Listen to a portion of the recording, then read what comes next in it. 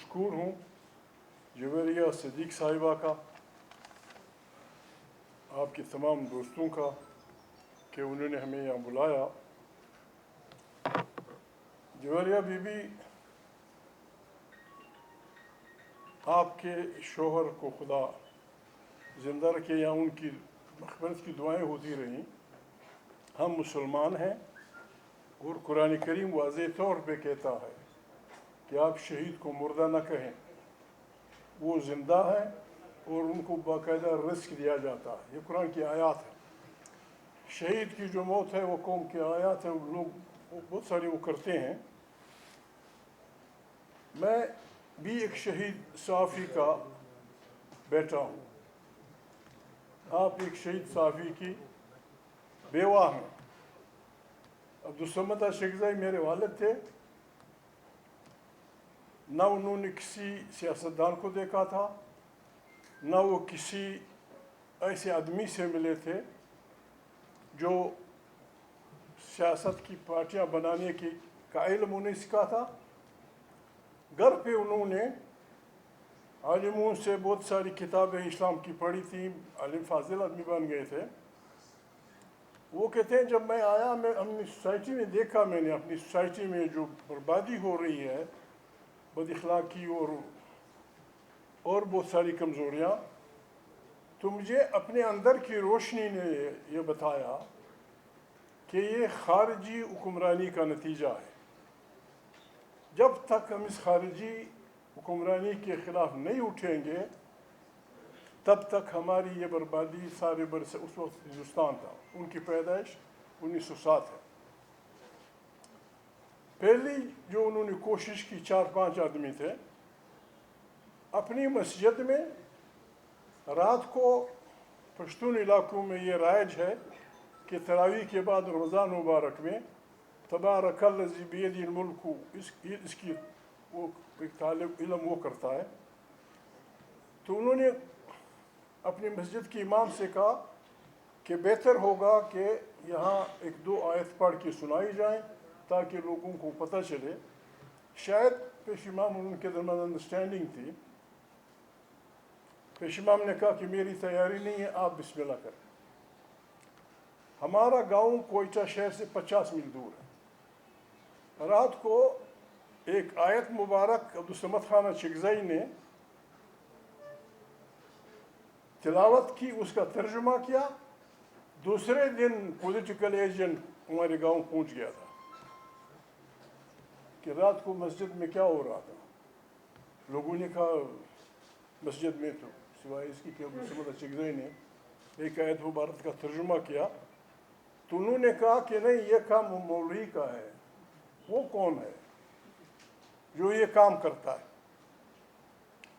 اس کے بعد اشرقزئی صاحب کہتے ہیں کہ مجھے ان کی جاسوسی کا جو نظام، جس کا پتہ مجھے چلا، میں نے فیصلہ کیا کہ میں نے بندوق کی سیاست نہیں کرنی، امن کی سیاست سے، جدوجہد کی سیاست سے میں نے تحریک شروع کرنی ہے۔ لیکن کس طرح؟ کوئی دوست تھا نہیں کہ ان کو سمجھائے، بتائے۔ 4-5 آدمی تھے، وہ تھا، ان کا بڑا بھائی تھا، ایک ہمارا رشتہ دار تھا۔ اسی مسجد کے واقعے میں جویریہ بی بی ان کو گرفتار کر دیا گیا۔ لمبی چوڑی کہانی ہے۔ بہرحال انہوں نے اپنی طرف سے کسی سے ملے بغیر، عدم تشدد، نہ گاندھی سے ملے تھے وہ، نہ بادشاہ خان سے ملے تھے، کہ میں نے خارجی حکمرانی کے خلاف جدوجہد کرنی ہے۔ انہوں نے کہا کہ میں نے پہلا یہ عہد کیا کہ میں اس حکومت کی نوکری نہیں کروں گا۔ وہ بریلینٹ اسٹوڈنٹ تھے، وہ وظیفے کے امتحان میں سارے صوبے میں فرسٹ آئے تھے۔ وہ 7 زبانیں لکھ اور پڑھ سکتے تھے۔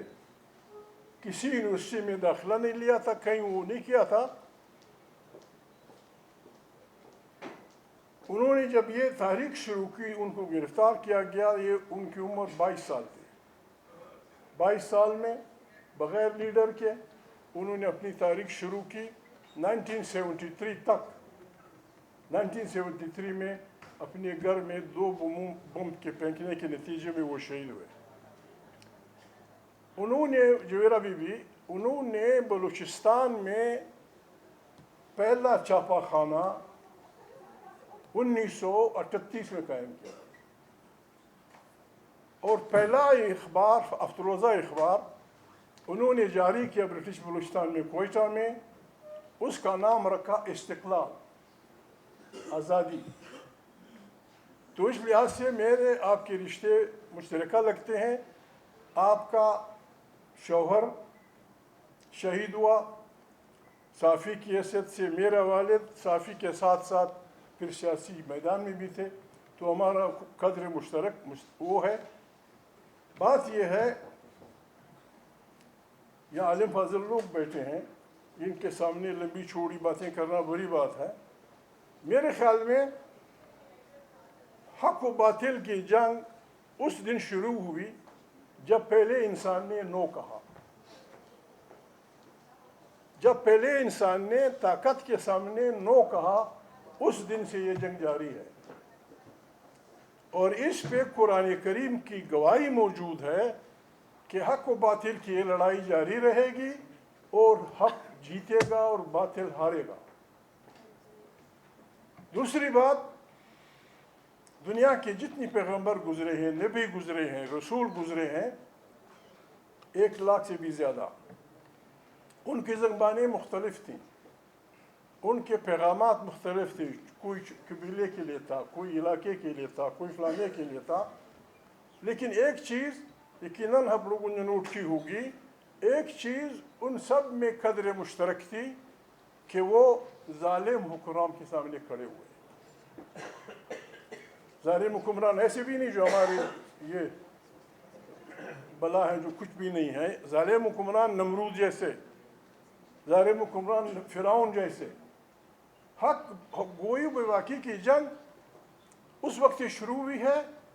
اور پھر ہمیں ہم سپاہیوں کو یہ حکم ہے، آئین جوان مردہ حق گوئی بے باقی. ہم نے حق گوئی کرنی ہے، نتائج کی پرواہ نہیں کرنی. 1,20,000 اچھے لوگوں، انبیاء رسولوں میں سے ہزاروں کو قتل کیا گیا، کسی کو آگ میں ڈالا گیا، کسی کو زکریا علیہ السلام کو درخت کے ساتھ باندھ کے ہرا کر دیا گیا. تو حق گوئی بے باقی کی جنگ آپ کرتے ہیں. ایک بھیڑیے کے منہ سے اس کچھ چھینا آسان کام نہیں ہے. وہ حملہ کرتا ہے، وہ فلانا کرتا ہے. اسی لیے تو قرآن کریم ایک آیت تو حضرت مولانا نے بیان کی کہ انسان مشکل میں پیدا ہوا ہے. دوسری آیت مبارک جس کا اکثر میں ذکر کرتا رہتا ہوں، اللہ پاک کہتے ہیں بسم اللہ الرحمن الرحیم والعصر ان الانسان لفی خسر. مجھے زمانے کی قسم، انسان نقصان میں، سارا انسان نقصان میں ہے. لیکن الا الذین، سوائے ان انسانوں، الا الذین آمنوا، جو ایمان لائے، وعملوا الصالحات، اور اچھے اعمال کیے، وتواصوا بالصبر وتواصوا بالحق. وتواصوا بالحق وتواصوا بالصبر. صبر کے معنی ہم غلط لیتے ہیں کہ جی بس بیٹھے رہو اللہ دے گا. نہیں، جب آپ حق کی بات کریں گے، آپ ظالموں کے خلاف کھڑے ہوں گے، آپ کو مارا جائے گا، آپ کو پیٹا جائے گا، آپ کو جیل بھیجا جائے گا، آپ کو پھانسی کیا جائے گا. ان تکالیف کے لیے جب آپ تیار ہوتے ہیں، دس کال صبر. مولانا صاحب نے جو آیت مبارک تلاوت کی تھی، اس میں اس کا مفہوم یہ تھا کہ کسی انسان کو، مسلمان نہیں کہا، کسی انسان کو سوائے اس جرم کے کہ اس نے کسی انسان کا قتل کیا ہو یا وہ معاشرے میں فساد پھیلاتا ہو، کسی انسان کو، ایک انسان کو اگر قتل کیا جائے، یہ تمام انسانیت کا قتل ہے. ایک انسان کا قتل قرآن کریم تمام انسانیت کے اس کی وہ تعبیر کرتا ہے. دوسری بات یہ، اگر کسی انسان کو آپ نے بچایا، جیسے ایسے سمجھیں کہ آپ نے پوری انسانیت کو بچایا. یہاں بات ہو رہی ہے ہمارے ملک میں، مولانا صاحب نے بڑی ٹھوس انداز میں بات کی، انہوں نے بھی بات کی، یہ فرعونوں کے مقابلے میں بڑے کمزور لوگ ہیں، لیکن اتنے متکبر ہیں، ان کے منہ کو خون لگ چکا ہے. یہ اس اپنی غلط سیاست میں جمہور کا گلا گھونٹنے، حق کی آواز کو دبانے کے لیے وہ یہاں تک چلے گئے کہ انہوں نے ہمارے ملک کو توڑا. اور آج تک کس پہ پابندی ہے؟ کیس کا آپ نہیں پوچھیں گے یہ ملک کیوں ٹوٹا. سندھی، بلوچ، پشتون، پنجابی، ہندو، مسلمان، ان کو 144 کے توڑنے کے جرم میں گولیاں ماری گئیں جب سے پاکستان بنا ہے. آج تک کسی سے یہ نہیں پوچھا گیا کہ ہمارا ملک کیوں ٹوٹا. آئندہ ہم یہ غلطیاں نہ کریں. ان کے خلاف ہم کسی کو دھمکی نہیں دیتے. دھمکی دینے ہمارے مزاج میں نہیں ہے. ایک بات آپ کو ایمانداری سے بتاتا ہوں، یہ الائنس جو بنا ہے تحریک تحفظ عین پاکستان، پاکستان کا واحد اختلاف کا الائنس ہے جو ایجنسیوں کی آشیرواد کے بغیر بنا ہے. اس لیے بوجھ ہے لوگوں پہ. ہماری نہ فوج سے دشمنی ہے، نہ ہماری جاسوسی اداروں سے دشمنی ہے، نہ ہماری کسی شہباز بھائی سے دشمنی ہے. ہمارا کہنا یہ ہے کہ پاکستان ایک کثیر القومی ریاست ہے. یہ اپنی مرضی سے قائم ہونے لوگوں کی حکومت ہے. اس کا ایک معاہدہ ہوگا، سوشل کانٹریکٹ تھا. پنجاب اور بنگال کی آبادی کو کنٹرول کرنے کے لیے ہم نے 30 سال یا 25 سال آئین بننے نہیں دیا. اور پھر جب بنا اس کا جو تماشا یہ کر رہے ہیں، ابھی جو حکومت آئی ہے شہباز والوں کی حکومت، اس نے ہماری وہ تمام جمہوری حقوق جو ہم پاکستان ٹوٹنے کے بعد حاصل کر چکے تھے ان پہ پانی پھیر دیا. بس ایک فرد کی بات وہ فائنل ہوگی. نہیں، ایسا نہیں ہے، ایسا نہیں ہے. ہم اس کے 2 طریقے ہیں. ایک یہ ہے، وہ پنجابی میں کہتے ہیں بندہ بن، کہ وہ بندہ بن کے بیٹھتے ہیں ہمارے ساتھ.